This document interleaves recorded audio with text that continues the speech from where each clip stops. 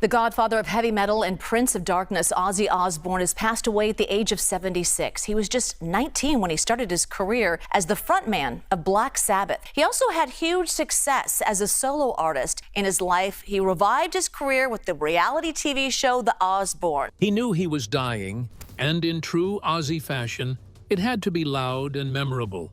Away from the noise, the fans, and the flashing lights, Ozzy left behind something deeply personal. Just one person knew what it meant.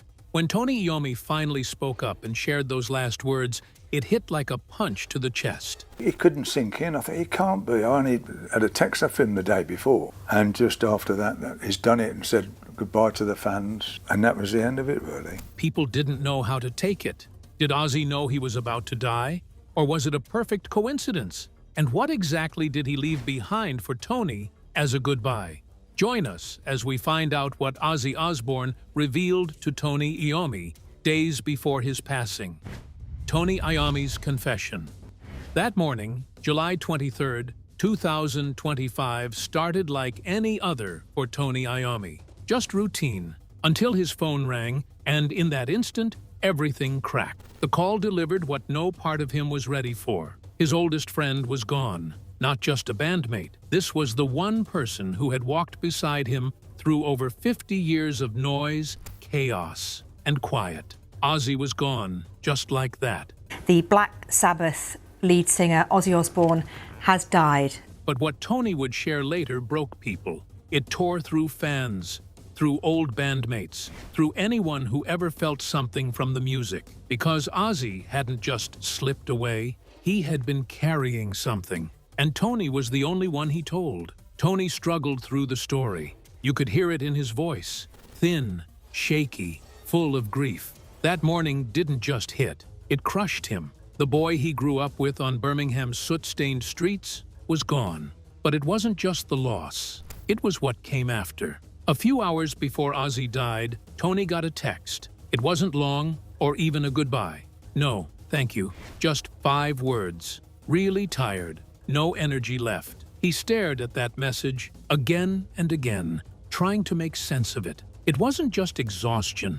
Ozzy had been tired before. This was something else, something final. His hands shook as he remembered their last real talk. It happened a few days before the final show. Ozzy had pulled him aside, away from the crew, away from the noise, away from anyone who might hear. And what he said? It stopped Tony cold. Ozzy had been hiding something. Not because he was scared, but because he had a plan, a choice. He knew his body was giving up, and instead of letting it happen in a hospital bed, he made his move. Tony lowered his voice when he explained it, almost like he didn't want to say it too loudly. Ozzy hadn't been hanging on for more time. He was holding on for one last shot, one moment that meant more to him than anything else in the world. And when that truth hit, it hit hard. Ozzy hadn't just been ill, he was counting down. Every day, every rehearsal, every second was part of something he never told anyone about. That final show, it wasn't just a show. It was the last page of a story Ozzy had written by himself. He was using the last of his strength, not for himself, but for something bigger, something lasting. And when Tony finally pieced it all together, it broke him in a new way. The man who never bowed, never backed down, not even to death, had walked off stage on his terms. But the weight of that decision wasn't light. As he talked to the press, Tony's grief shifted. There was sorrow, yes, but underneath it, a fierce kind of respect. Because Ozzy didn't just leave. He left behind something that would echo for years. A final act no one saw coming. And Tony? He's the only one who truly knows the full story of those last days. The pain, the plan, the farewell that changed everything. Tony's devastating confession was only the beginning of a story that defied belief. What happened 2 weeks earlier? Throne of Defiance.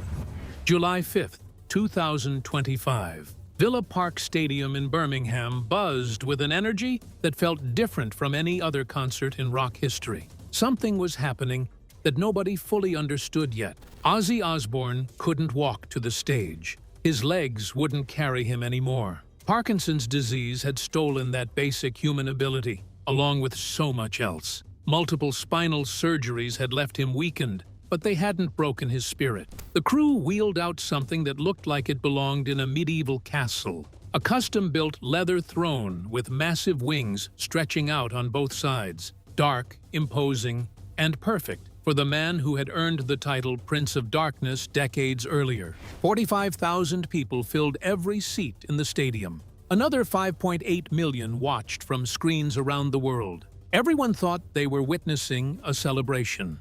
A homecoming concert in the city where Black Sabbath was born. Nobody knew they were watching a carefully planned goodbye. The original Black Sabbath lineup stood together for the first time in 20 years. Tony Iommi, Geezer Butler, and Bill Ward flanked their old friend as he settled into that throne. The reunion everyone had dreamed about was finally happening, but the circumstances couldn't have been more bittersweet. Metallica waited in the wings. Slayers prepared their instruments. Guns N' Roses and other metal legends had flown in from around the world to pay tribute. The concert was called Back to the Beginning, and that title carried more weight than anyone realized at the time. When the lights dimmed and the first chord rang out, something magical happened. Ozzy's voice, weathered by age and illness, still carried that unmistakable power. He couldn't stand, but he didn't need to. Every note he sang poured directly from his soul into the microphones, then out to the massive crowd. The performance wasn't polished. There were no elaborate stage effects or choreographed movements, just raw, honest music from four men who had changed the world together. Ozzy gripped the microphone like it was the last thing tethering him to earth. Between songs, he smiled at the crowd. That familiar, mischievous grin that had charmed fans for 50 years. He made jokes, shared memories, and connected with every single person watching. Nobody could see the exhaustion building behind his eyes. The concert raised 140 million euros for Parkinson's research and Birmingham Children's Hospital. But the money wasn't the point. This was about something much deeper than charity. As the final song ended, Ozzy raised his hand in a slow, trembling wave. The crowd erupted, but he wasn't celebrating. He was saying goodbye to everything that had defined his life for 5 decades. After the last fan left the stadium, crew members wheeled Ozzy to his dressing room. His energy was completely drained.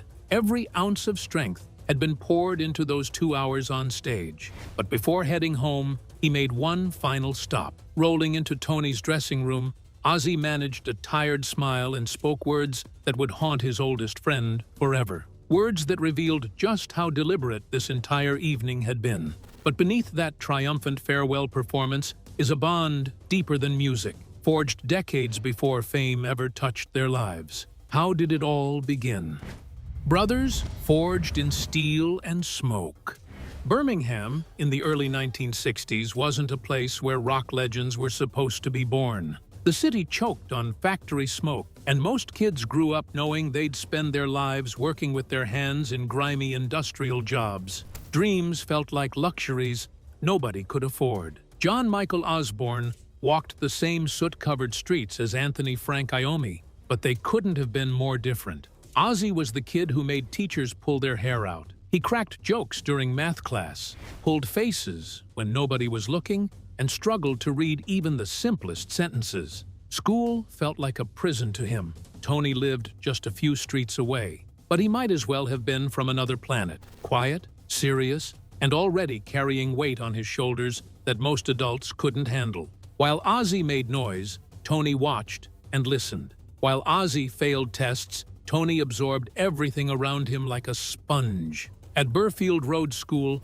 these two opposites kept crossing paths. They weren't friends at first. Ozzy was too loud for Tony's taste, and Tony was too serious for Ozzy's world. Sort of training and trying to do what he can so he could do this gig. But something kept pulling them into the same conversations, the same walks home, the same dreams about escaping their predetermined futures. Both boys lived in cramped houses, where money never stretched far enough.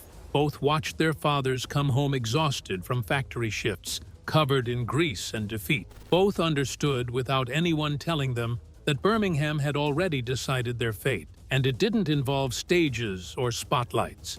The connection between them grew slowly, like rust forming on metal. It wasn't dramatic or instant, just two working-class kids who recognized something familiar in each other's eyes, a hunger for something bigger than the gray horizon that surrounded their neighborhood. Tony started bringing a cheap guitar to school sometimes. His fingers were already finding chord patterns that sounded different from anything on the radio, darker, heavier, more honest about the world they both knew. Ozzy would listen, not making jokes for once, just absorbing the sounds that seemed to match the frustration building inside his chest. They started spending more time together after classes ended, walking through industrial areas where massive machines thundered behind factory walls, talking about music they'd heard on late-night radio shows, dreaming about what it would feel like to create something that mattered.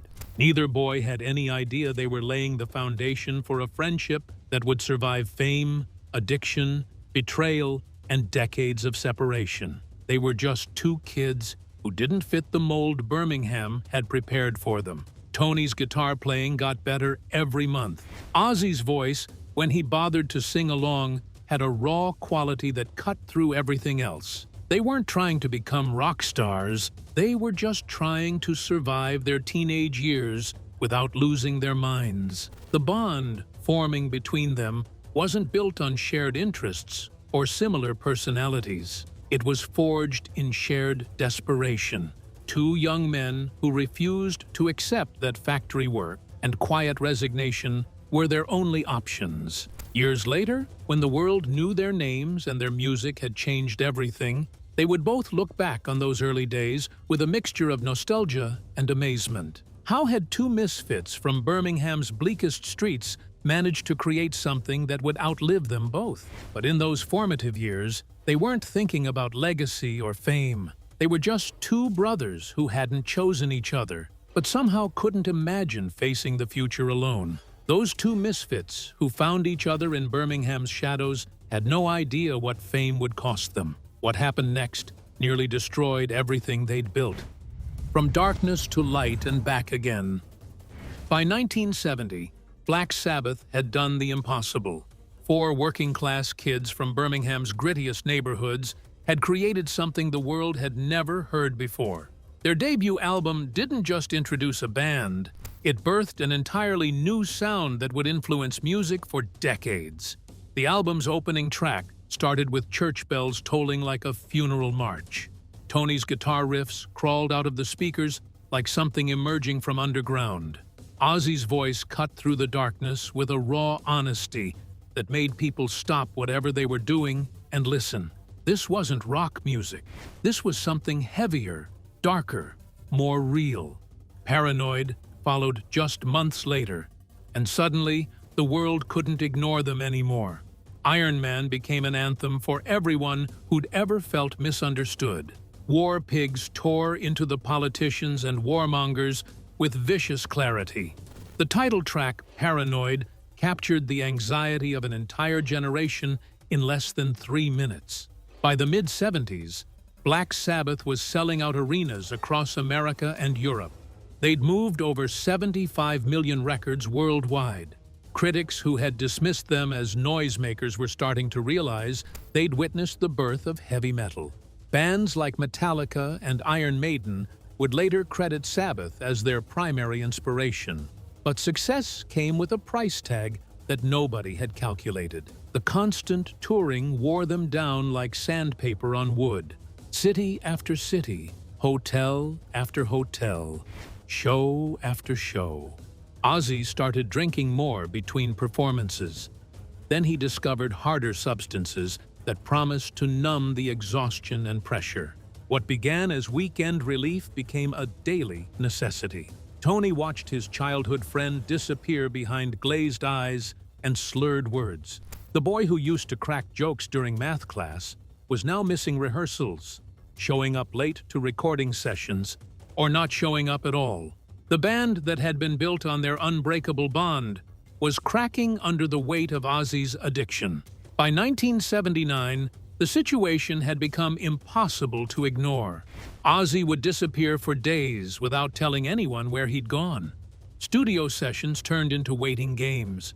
Concert promoters were getting nervous about whether he'd take the stage. Tony faced the hardest decision of his life. The friend he'd walked home from school with, the voice that had brought his guitar riffs to life, had to go. It wasn't anger that drove the choice. It was heartbreak, mixed with desperation. The separation felt like tearing apart something sacred. Black Sabbath continued with legendary vocalists like Ronnie James Dio and Ian Gillan, but the essential chemistry between Tony and Ozzy had been severed.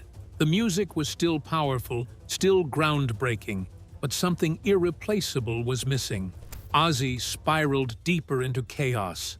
Arrests, rehab centers, near-fatal overdoses. Osbourne, dubbed the Prince of Darkness, who gained infamy for his drug use and even once biting the head off a live bat on stage. The tabloids chronicled every stumble, every mistake, every moment of weakness. It looked like the Prince of Darkness might destroy himself before reaching 40. Then something unexpected happened. From the deepest pit of addiction and self-destruction, Ozzy clawed his way back. His solo career exploded with hits like Crazy Train and Mr. Crowley.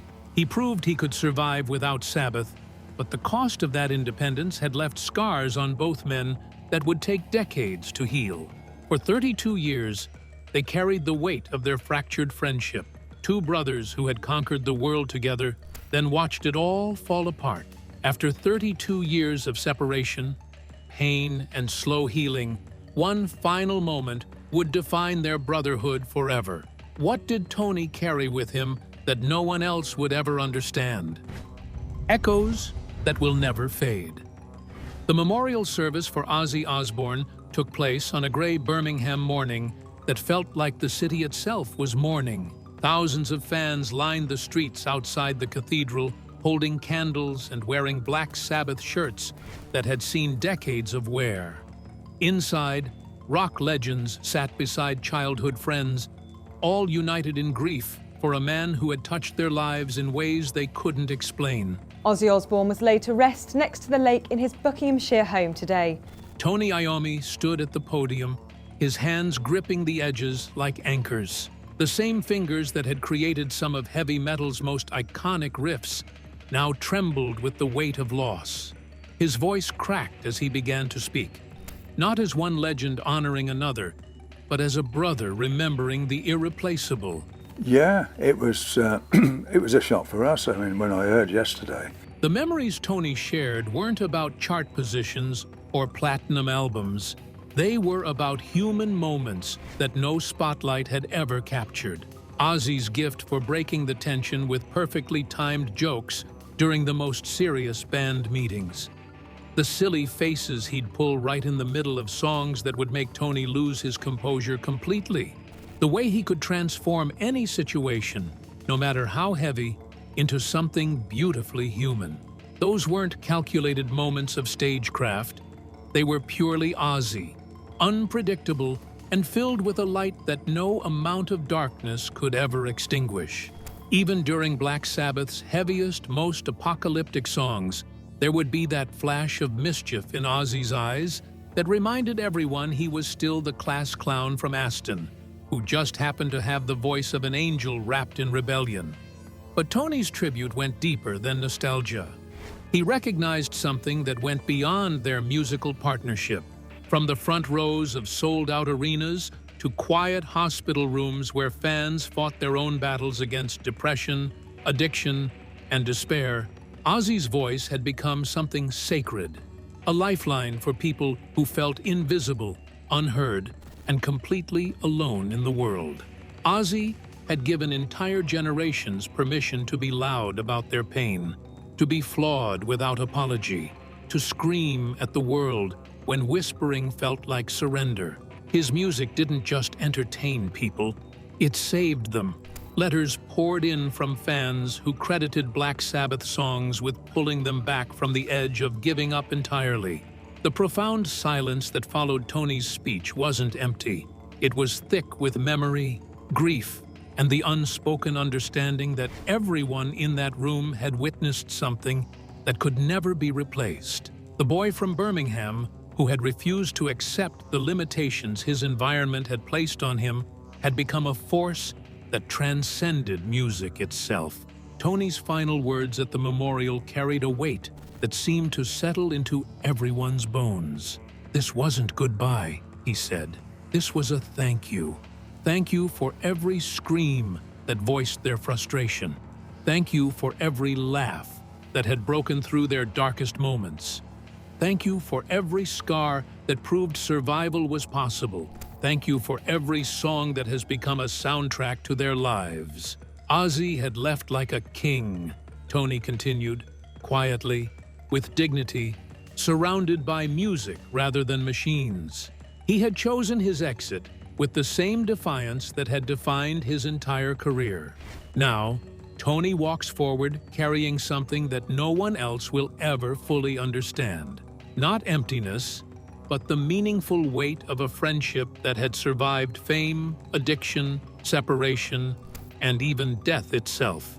The echo of Ozzy's laughter still rings in his ears during quiet moments.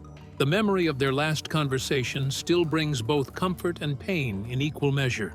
That echo will never fade because some bonds run deeper than blood, deeper than music, deeper than anything the world can create or destroy. Thank you for watching. Like, comment, and subscribe. Also, check out another interesting video by clicking on the video shown on your screen. See you on the other side.